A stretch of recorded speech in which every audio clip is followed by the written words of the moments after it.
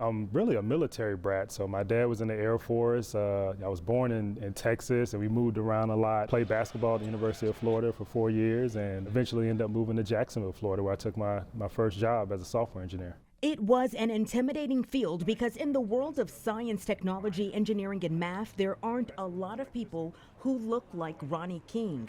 Determined to build on his success outside of a traditional corporate role, he started his own software engineering firm with just one contract. I think everything is a risk in a lot of ways, and glad I made the leap. How did you get the courage to make that leap? I had reached my limit in terms of being able to do and work on the things that I want to work on. It almost became to a point where it wasn't an option. And it's a good thing because the wealth he's generating allows him to pour back into the Black community with his time, talent, and treasure through his foundation, the My Village Project. Everybody say celebrate Brown Bears! The foundation now supporting 85 Black-led nonprofits in Jacksonville with micro grants, expanded to Orlando within the last year. The milkshake costs $2.75. Providing revenue to another 20 Black-led nonprofits, including 8 cents in a jar. Black-led nonprofits are grossly underfunded.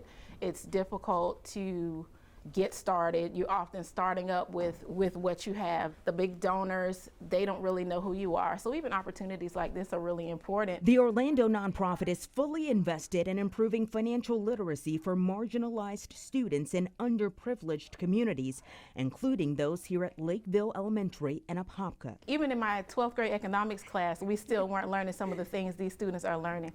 And it's so important because you get out in the real world and you have to make real decisions. And that's why Ronnie King is focused on putting grants in the hands of groups like this. It's driven in part by his experience sitting on boards, being the only Black person with a seat at the table, watching others trying to solve problems that they have no real connection to or understanding of. If all the organizations that are addressing gender-related issues were led by men, and we still had these issues, that's the problem, right? And I think you see that in the Black community.